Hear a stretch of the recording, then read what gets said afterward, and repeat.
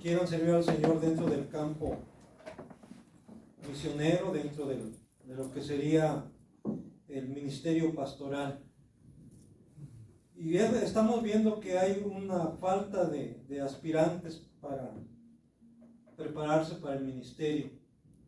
Y esto se está viendo no solamente en la iglesia evangélica, no solamente en la iglesia cristiana, sino aún lo están notando en la iglesia católica, por ejemplo. Se ha reducido mucho las vocaciones para el sacerdocio. Y dentro de la iglesia evangélica, pues no es la excepción.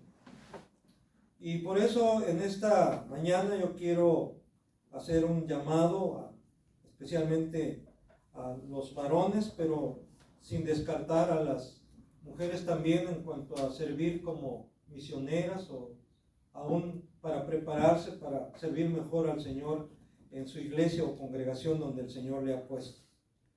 Para ello voy a seguir en parte el bosquejo que presenta el autor de este libro, el doctor Jerry Webb.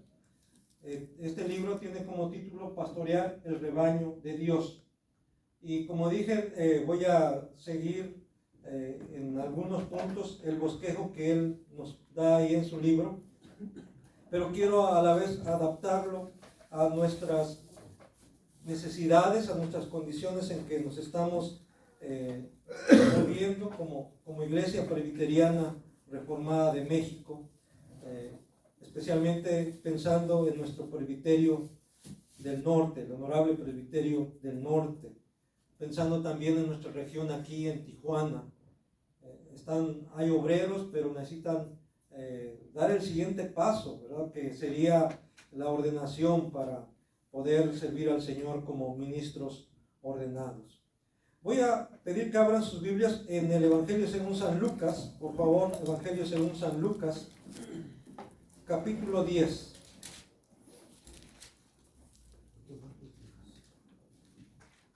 Evangelio según San Lucas, capítulo 10. Voy a dar lectura del versículo 1 al 12. Evangelio según San Lucas, capítulo 10, del versículo 1 al 12.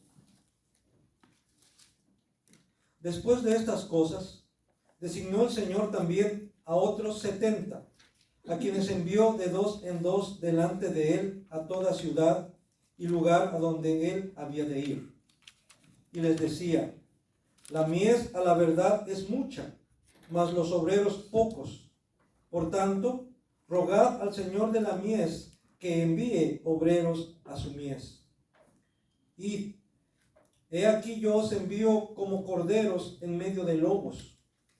No llevéis bolsa, ni alforja, ni calzado, y a nadie saludéis por el camino. En cualquier casa donde entréis, primeramente decid: paz sea a esta casa. Y si hubiera allí algún hijo de paz, vuestra paz reposará sobre él, y si no, se volverá a vosotros. Y posad en aquella misma casa, comiendo y bebiendo de lo que os den, porque el obrero es digno de su salario. No os paséis de casa en casa. En cualquier ciudad donde entréis y os reciban, comed lo que os pongan delante, y sanad a los enfermos que en ella haya, y decidles: se ha acercado a vosotros el reino de Dios. Mas en cualquier ciudad donde entréis y no os reciban, saliendo por sus calles, decid: aún el polvo de vuestra ciudad que se ha pegado a nuestros pies, lo sacudimos contra vosotros. Pero esto sabed, que el reino de Dios se ha acercado a vosotros. Y os digo que en aquel día será más tolerable el castigo para Sodoma que para aquella ciudad. Amén. Bien, aquí el Señor Jesús está, después de haber dirigidos a aquellos que querían seguirle, porque había multitudes que le seguían, y Él les hace un llamado en términos generales: si alguno quiere venir en pos de mí, niéguese a sí mismo, tome su cruz cada día y sígame. Pero a la vez también Él llamó, dice aquí, a 70 y los comisionó, los envió delante de Él. para que prepararan el camino, para que anunciaran la venida del reino. Pero también ahí en el versículo 2 les decía a las multitudes, y nos dice ahora también, le dice a su iglesia ahora: la mies es mucha,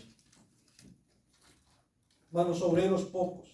Por tanto, dice, rogad al Señor de la mies que envíe obreros a su mies. Rogad al Señor de la mies que envíe obreros a su mies.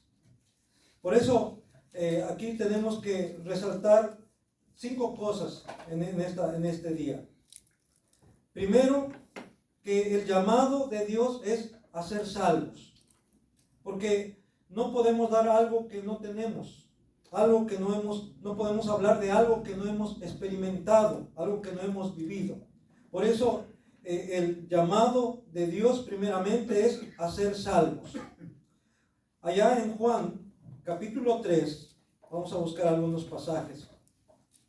San Juan capítulo 3, versículos 5 y 6, conocemos esta historia cuando Jesús es buscado por Nicodemo.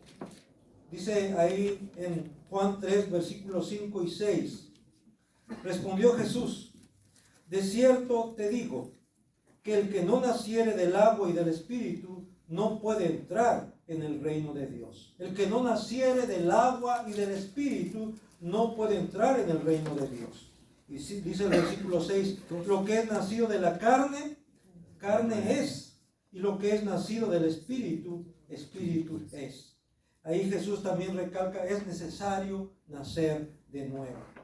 Y ese nuevo nacimiento solamente puede efectuarlo el Espíritu Santo. Es la regeneración. De lo que está hablando aquí es la regeneración, el nuevo nacimiento. Es la obra que Dios efectúa en la vida de hombres y mujeres que por sí mismos están muertos en sus delitos y pecados, y que solamente por medio del Espíritu reciben vida de parte de Dios. Por eso dice, de cierto te digo que el que no naciere del agua y del Espíritu no puede entrar en el reino de los cielos. Primer llamado entonces es a ser salvos. Por eso el apóstol Pablo, cuando escribe a los Corintios en su primera carta, en el capítulo 1, versículo 9, dice: fiel es Dios, por el cual fuisteis llamados a la comunión con su Hijo Jesucristo, nuestro Señor. Así es que lo primero que hace Dios es llamarnos a la comunión con su Hijo Jesucristo. Y la manera de tener comunión con su Hijo Jesucristo y con el Padre y también unos con otros es por medio de recibir a Cristo como nuestro Señor y Salvador. En segundo lugar, el llamado de Dios es a la santificación. Ahí mismo en 1 Corintios capítulo 1, versículo 2, ahora dice: a la iglesia de Dios que está en Corinto, a los santificados en Cristo Jesús, llamados a ser santos con todos los que en cualquier lugar invocan el nombre de nuestro Señor Jesucristo, Señor de ellos y nuestro. Hace un rato estábamos entonando ese canto de tu nombre, ese nombre que es sobre todo nombre, el nombre de nuestro Señor Jesucristo. Amén. Invocamos su nombre. Por eso dice a todos aquellos que en cualquier lugar, en cualquier parte del mundo, en cualquier parte de la República Mexicana, en cualquier parte de la ciudad de Tijuana, están invocando el nombre del Señor. Estamos siendo llamados, dice aquí, a ser santos. Estamos siendo llamados a la consagración, a la dedicación a Dios. Así es que después de ser salvos, tenemos que ser santos, tenemos que estar siendo santificados. Y quien lleva a cabo la obra, como ya hemos visto en los estudios los miércoles, es Dios, pero también nosotros, que ya tenemos esa nueva vida, que ya tenemos el Espíritu Santo en nosotros. Ahora es nuestro deber, es nuestra responsabilidad esforzarnos por vivir una vida santa delante de Dios, una vida justa, una vida que agrade a Dios, que honre a Dios. Por eso también el apóstol Pablo, cuando escribe a Timoteo, allá en su segunda carta a Timoteo, capítulo 2, versículo 21 le dice: así que si alguno se limpia de estas cosas, antes ha mencionado cosas como inmundicia, como malicia. Dice, si alguno se limpia de estas cosas, será instrumento para honra, santificado, útil al Señor y dispuesto para toda buena obra. ¿Quieres ser útil al Señor? ¿Quieres ser utilizado por el Señor? ¿Quieres que el Señor se glorifique en tu vida? Entonces dice, tienes que dejar el pecado, dejar la malicia, la maldad, para que Dios se manifieste en tu vida. Entonces el segundo llamado el llamado de Dios es a la santificación, para que seamos instrumentos útiles en sus manos. Él va a utilizarnos siempre y cuando también nosotros estemos dispuestos a ser utilizados, pero también dispuestos a estar limpios. Por eso veíamos la vez pasada cuando dice, crea en mí, oh Dios, un corazón limpio y renueva un espíritu recto dentro de mí. En el Salmo 51 dice eso. En tercer lugar, el llamado de Dios es un llamado a servir. El apóstol Pablo casi siempre iniciaba sus cartas diciendo: Pablo, apóstol de Jesucristo, llamado a ser apóstol, siervo de Jesucristo. Y la idea que encontramos ahí cuando Pablo escribe es esclavo. No es un empleado asalariado, sino un esclavo, siervo de Jesucristo. Vamos a buscar Romanos 1:1 como un ejemplo de cómo Pablo inicia sus cartas y cómo él expresa su sentir y esa relación que él guarda con Dios, pero también con sus hermanos, con Cristo, pero también con sus hermanos. Somos llamados a servir primeramente a Dios, sí, definitivamente, pero también para servir a nuestros hermanos, para servir a nuestro prójimo. Dice Romanos 1:1, Pablo, siervo de Jesucristo. Como dije antes, algunas versiones traducen esclavo de Jesucristo, llamado a ser apóstol. Apóstol quiere decir enviado. Más que un título, algunos tienen el título, pero apóstol más que un título es una función. Apóstol quiere decir enviado. ¿Por quién? Por Cristo. Sigue diciendo, ¿verdad? Apartado para el evangelio de Dios. Pablo, siervo de Jesucristo, llamado a ser apóstol, apartado para llevar el evangelio de Dios, para predicar el evangelio de Dios. No para hacerse un nombre, no para hacerse una fortuna. Qué triste es que se ha desacreditado el evangelio. Yo me doy cuenta, por ejemplo, cuando alguien sube al Facebook alguna invitación para participar en algún algún curso, en algún evento especial, o aún para recibir clases en línea o instrucción en línea, y abajo vienen algunos comentarios buenos, positivos, pero muchos vienen negativos. Dice, sí, puro negocio. Los pastores se están enriqueciendo con el dinero de los... y dicen palabras ahí de los seguidores, de los que se las creen y dicen muchas cosas negativas. Pero es que a veces hemos dado lugar a eso. Algunos pastores, algunos predicadores, algunos evangelistas han dado lugar a eso. Salen con que el Señor me dijo que tengo que comprarme un jet. Tienen que comprarme un jet, un avión privado, una residencia, un carro último modelo. Que tengo que irme de vacaciones a Miami, o voy a irme de vacaciones allá a Europa, ¿verdad? A conocer Europa. Eso, hermanos, se ha abusado. Pero aquí por eso estamos viendo lo que la Biblia dice. Sí, somos llamados. Pablo, él considera que fue llamado para ser apóstol, pero para llevar el evangelio de Dios. Llamado como esclavo de Cristo, como siervo de Cristo, servidor de Cristo, primeramente, pero también para servir a sus hermanos, para servir a la humanidad, para servir a su prójimo.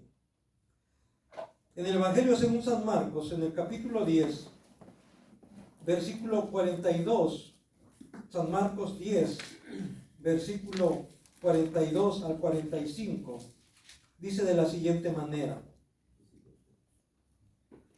Mas Jesús, aquí después de que algunos de sus discípulos empiezan a discutir quién va a ser de ellos el más grande en el reino de los cielos, incluso dice que, voy a leer del versículo 35.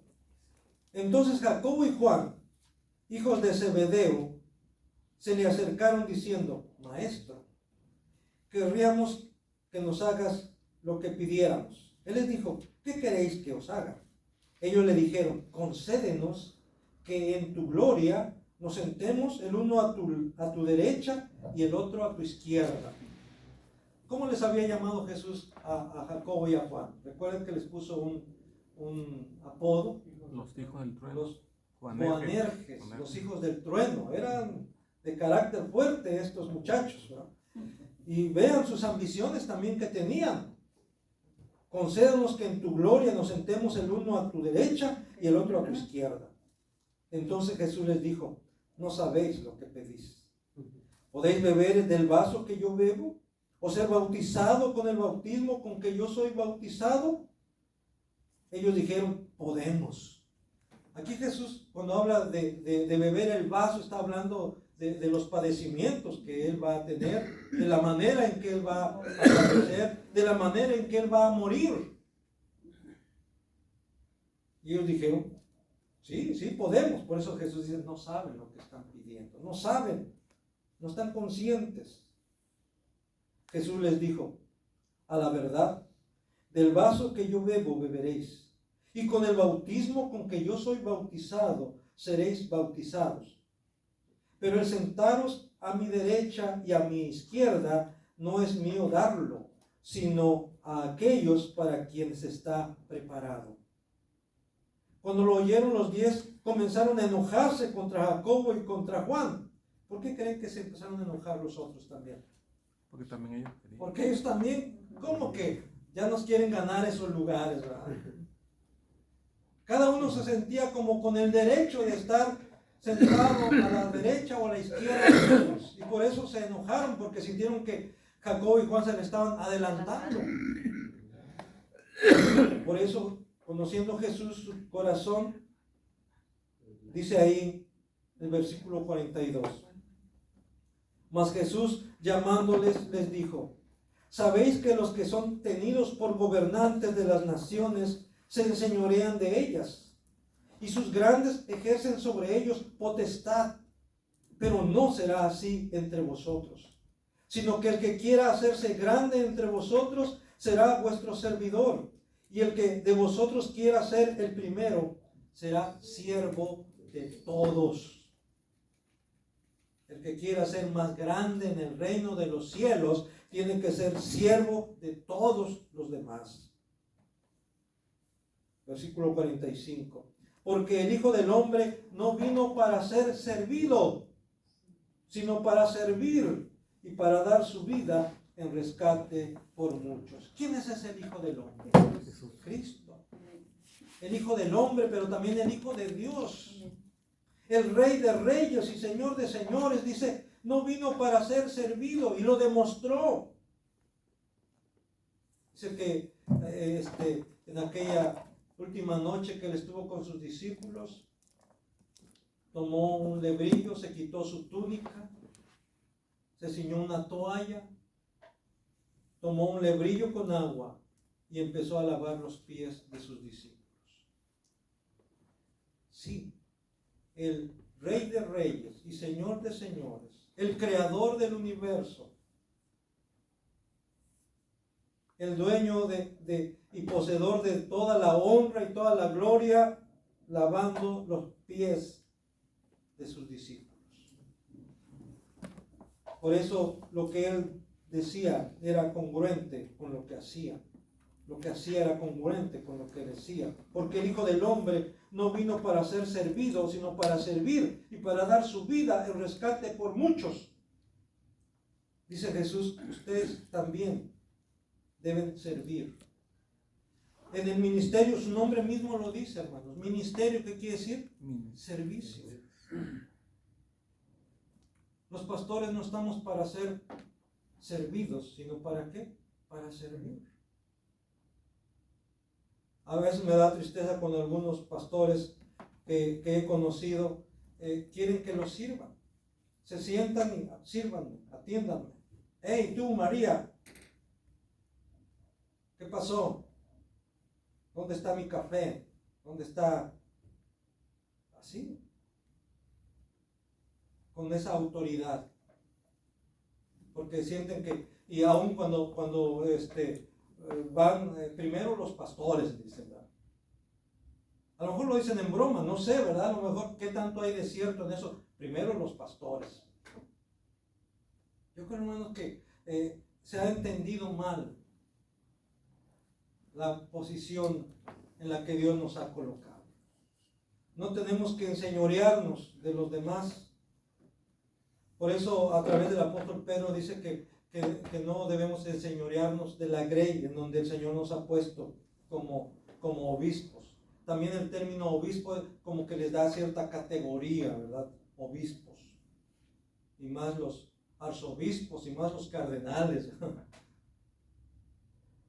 No hemos sido llamados para que nos sirvan, sino para servir. Si alguien está buscando,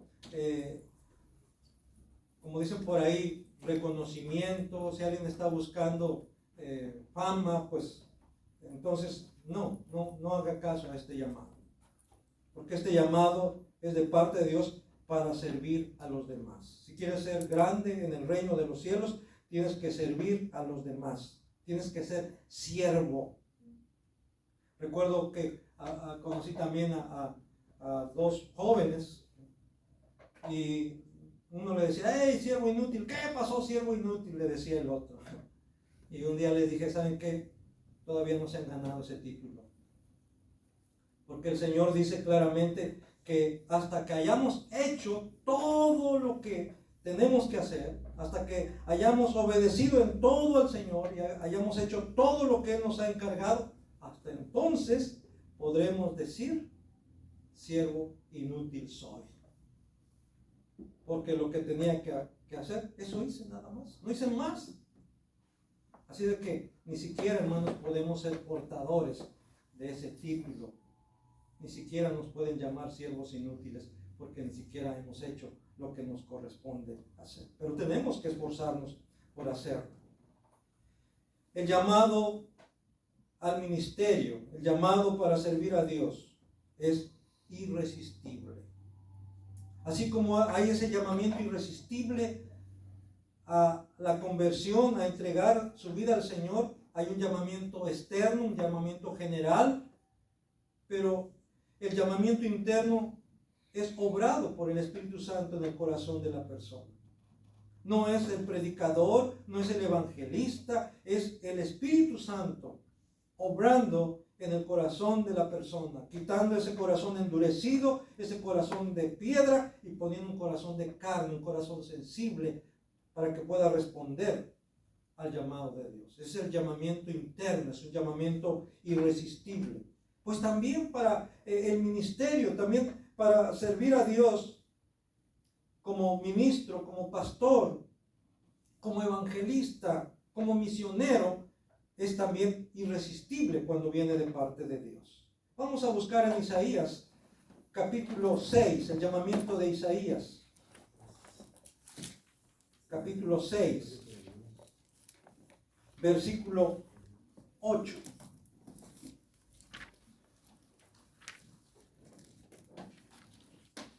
Dice Isaías capítulo 6, versículo 8. Después de que Isaías ve al Señor sentado sobre ese trono alto y sublime y toma conciencia de la santidad de Dios cuando escucha a aquellos seres vivientes proclamar santo, santo, santo.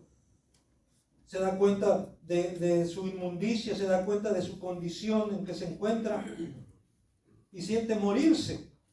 Pero vemos cómo dice ahí el versículo 6, y voló hacia mí uno de los serafines teniendo en su mano un carbón encendido, tomado del altar con unas tenazas, y tocando con él sobre mi boca, dijo: he aquí que esto tocó tus labios, y es quitada tu culpa y limpio tu pecado. Ahí Isaías es salvo, ahí Isaías es perdonado, limpio de su pecado.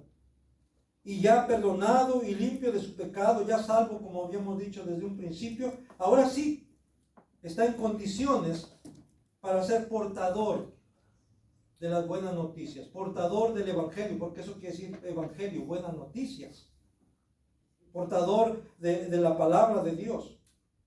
Versículo 8, después oí la voz del Señor que decía, la voz del Señor que decía: ¿a quién enviaré? ¿Y quién irá por nosotros? Entonces respondí yo: heme aquí, envíame a mí. Isaías no pudo resistir ese llamado. No estaba dirigiéndose Dios a Isaías: ¿sabes qué, Isaías? Te voy a enviar. No, es como un llamado. Dios da a conocer su voluntad en términos generales. ¿A quién enviaré? ¿Y quién irá por nosotros? Un llamado general. Pero Isaías se sintió aludido. ¿Por qué se sintió aludido? Una, porque ahí estaba él escuchando lo que Dios estaba diciendo. Pero también estaba en esos momentos consciente de lo que había recibido de parte de Dios. ¿Qué había recibido de parte de Dios? El perdón de sus pecados. La salvación. Su corazón estaba lleno de gratitud a Dios. Y él entendió que lo menos que podía hacer era ofrecerse para ir. Tú, mi hermano, tú, mi hermana, ¿qué has recibido de parte de Dios? ¿Has recibido algo acaso de parte de Dios? Yo creo que has recibido mucho de parte de Dios. Y debiera de haber gratitud en tu corazón. Mucha gratitud. Y por ello, por esa gratitud no obligada, no obligado, sino por la gratitud que hay en tu corazón, deberías responder.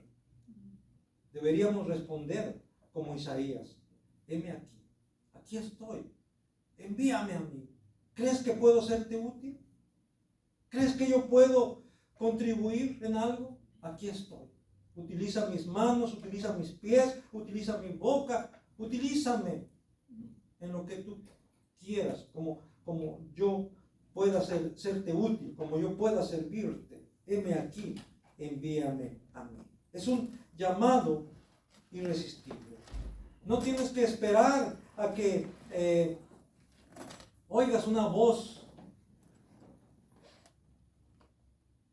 Yo recuerdo hace años, cuando a alguien, no aquí, sino allá en la Ciudad de México, se entrevistó a alguien para que iba a entrar al seminario y le dijo: bueno, y hermano, ¿cómo sabe que Dios lo llamó para el ministerio? Y dice: es que mire, yo un día iba en el campo y le dije: Señor, dame una señal de que tú quieres que yo te sirva. Sí, yo iba caminando en el campo y de pronto delante de mí cae algo. Era un conejo que cayó delante de mí. Y yo volteo hacia arriba a ver, un águila, dice, estaba volando y dejó caer el conejo ahí delante de mí. Y yo creo que esa fue la señal que Dios me dio. Dice. Un conejo cayó del cielo. Otros, no sé, están pidiendo señales. Pero hermanos, recuerden cuando la gente en tiempo de Jesús pedía señales, ¿qué dijo Jesús? Señal no les va a ser dada. A esta generación rebelde, incrédula, no se les va a dar señal más que la señal de Jonás. Que así como Jonás estuvo en el vientre del pez 3 días y 3 noches, así también el Hijo del Hombre estará en el seno de la tierra. Pero al tercer día será levantado. Esa es la señal.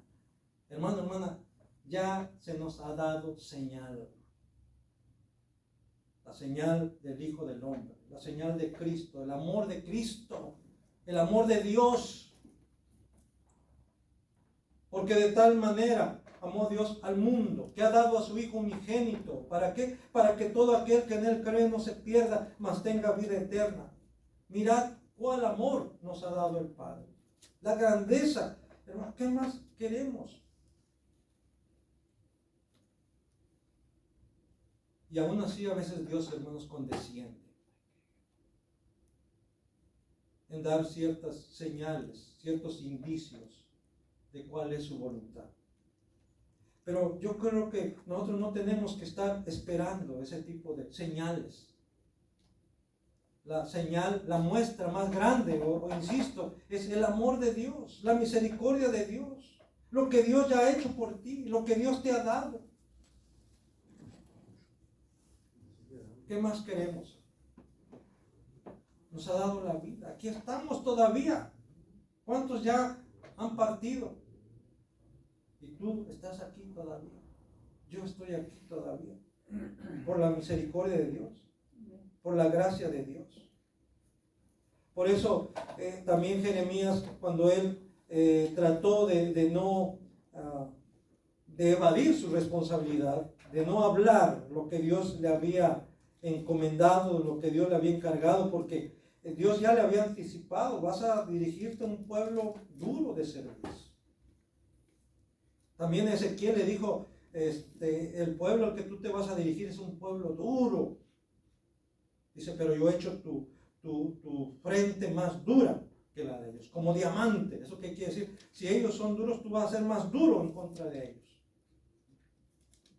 Pero llega un momento en que también se desanimaban los profetas. Tenemos a Elías, por ejemplo, que después de haber orado y hecho que Dios que descendiera fuego del cielo ante el pueblo y ante esos 450 profetas de Baal y había incluso ordenado, y él mismo participó en degollar a esos 450 profetas de Baal, luego huye, se esconde. Porque la mujer de Acab dijo: así como le hizo a estos profetas, yo también le voy a hacer, y peor todavía. Y le tiene miedo.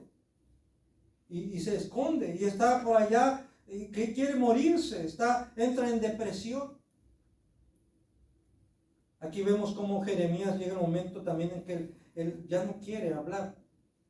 Tal vez porque no ve resultados, tal vez porque no hay respuesta de parte de la gente. Dice ahí